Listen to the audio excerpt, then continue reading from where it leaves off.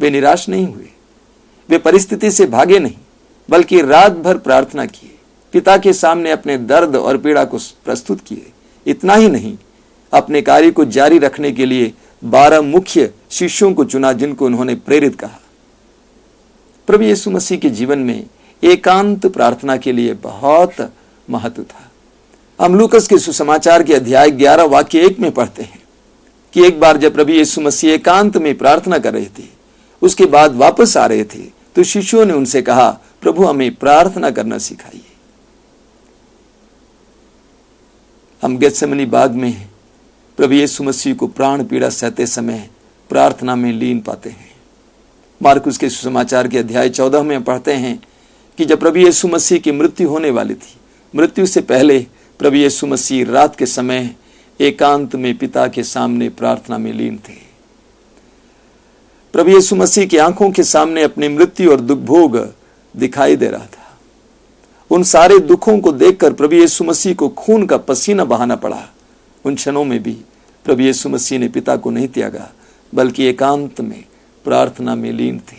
पिता के सामने पुकार पुकार कर रो रहे थे, पिता के सामने ये प्रार्थना कर रहे थे, पिता हो सके इस कटोरे को, इस दुख को मुझसे हटा ले।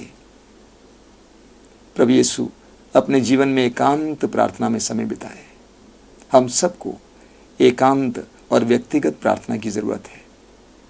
कुछ दिन पहले एक भाई अपने परिवार के साथ आश्रम आए। वो भाई 10 साल पहले आश्रम आया करते थे। बहुत कठिन परिस्थितियों से गुजर रहे थे। उनकी हालात बहुत गंभीर थी, शारीरिक और मानसिक हालात पूरी तरह से पागल जैसे थे। लेकिन प्रभु यीशु मसीह ने उनको चंगा किया। धीरे धीरे आगे बढ़े, उनको अच्छी नौकरी मिल गई, पैसा आने लगा, नाम होने लगा। प्रभु को भूल गए, प्रार्थना करना भूल गए, और उसके जीवन में एक विपत्ति आई। उसके बेटे को गंभीर बीमारी आई। काफी दिन से वो लगातार खांसने लगा। उसकी खांसी बंद नहीं हो रही थी। शहर के अच्छे अच्छे डॉक्टरों को दिखाया, सारे टेस्ट किए, इसके बावजूद उस बच्चे में कोई परिवर्तन दिखाई नहीं दिया। हैरान होकर वो अंत में प्रभु के पास आया, आश्रम आया, प्रार्थना में समय बिताए। उस भाई ने मुझसे कहा कि मैंने प्रार्थना करना छोड़ दिया था, मैंने प्रभु को त्याग दिया था। आज मैं महसूस करता हूं कि मुझे प्रभु के साथ व्यक्तिगत संपर्क और परिवार के साथ संपर्क रखने की आवश्यकता है। वो बेटा चंगा हो गया, खुशी के साथ वापस लौट गया। तो मेरे प्रिय मित्रों, हमारे जीवन में कई ऐसी परिस्थितियां आएंगी जिसे हमें प्रभु के सामने रखने की आवश्यकता है। मैं एक छोटी सी घटना आपके सामने रखना चाहता हूं। कुछ दिन पहले एक बहन आश्रम में चली आई थी। वो वास्तव में पहली बार आश्रम आई थी, काफी दूर से आई थी और घर छोड़कर चली आई थी। उसका अपने पति के साथ कुछ खटपट हो गया था, झगड़ा हो गया था। उसके 2 बेटे हैं, दोनों अच्छी पढ़ाई कर रहे हैं। पति विश्वविद्यालय में अध्यापक हैं और वो स्वयं बहन पढ़ा रही हैं। 3 दिन आश्रम में रहने के बाद मैंने उस बहन से पूछा कि आपको कैसा लग रहा है, और उन्होंने कहा कि मुझे काफी शांति का अनुभव हो रहा है।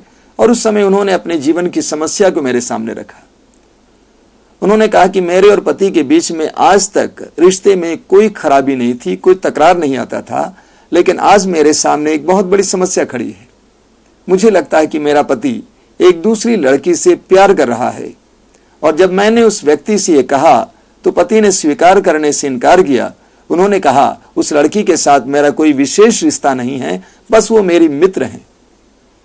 मुझे अच्छा नहीं लगा, मैं परेशान हो गई, घर पे रह नहीं पाई, इसलिए मैं भाग के चली आई हूं। तो मैंने पूछा, 3 दिन की प्रार्थना और एकांत वास के बाद आपने क्या निर्णय लिया है?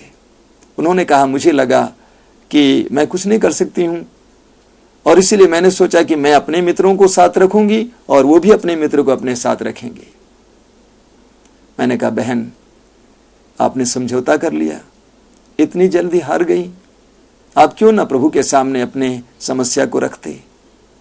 मेरे प्रिय मित्रों, हमारे जीवन में बहुत सारी समस्याएं हैं और हम सीमित परिधियों में उन समस्याओं का समाधान ढूंढते हैं।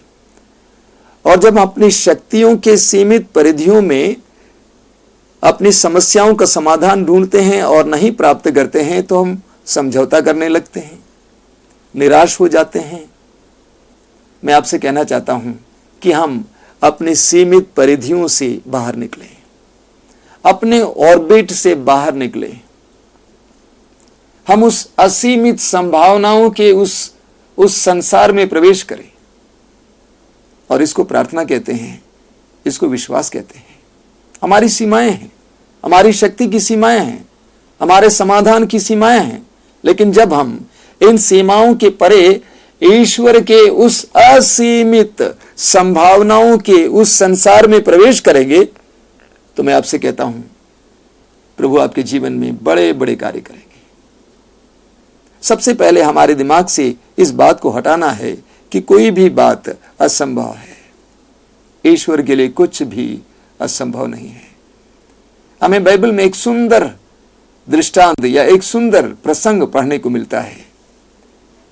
इब्राहिम की कोई संतान नहीं थी। ईश्वर ने इब्राहिम से वायदा किया कि मैं तुम्हें असंख्य संतान दूंगा, और इब्राहिम ने ईश्वर के इस वचन पर विश्वास किया।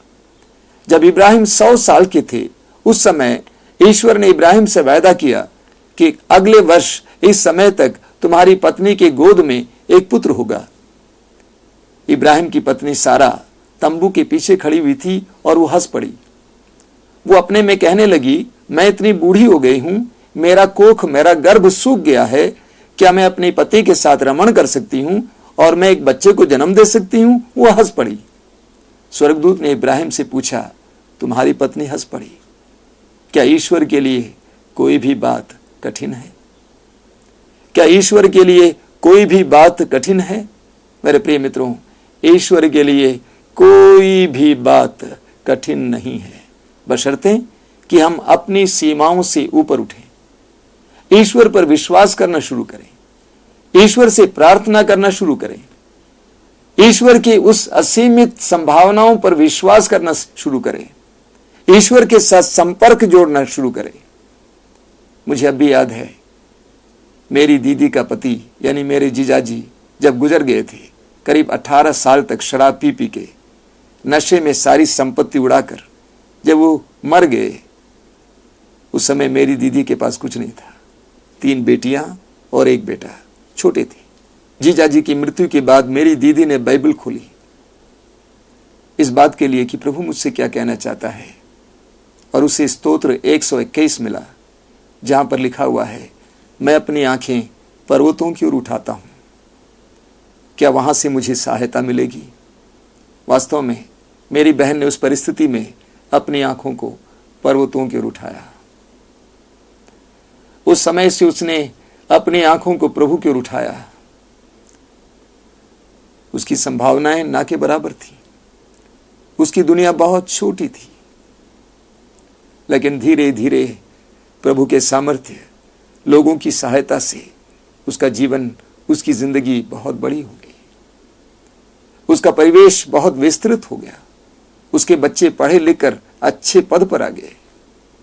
मेरे प्रिय मित्रों, हमें ईश्वर के उस ऑर्बिट में प्रवेश करने की जरूरत है।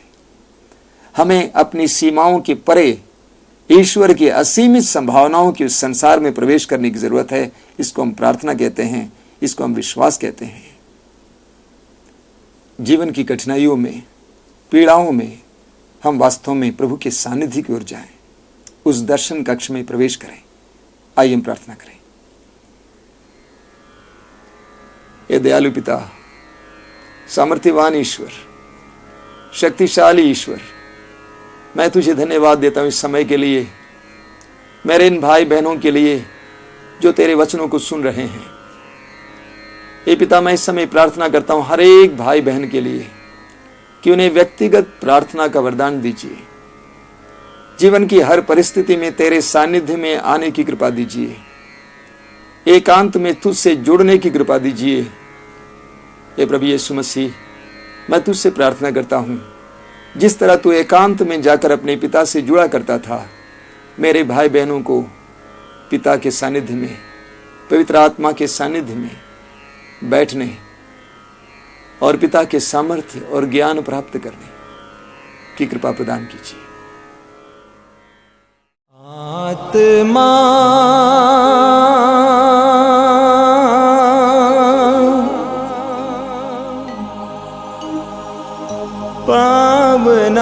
पावनात्मा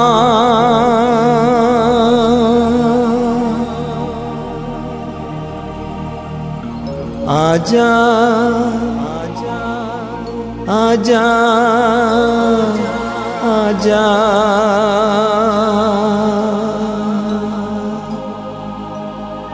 प्रेम के आत्मा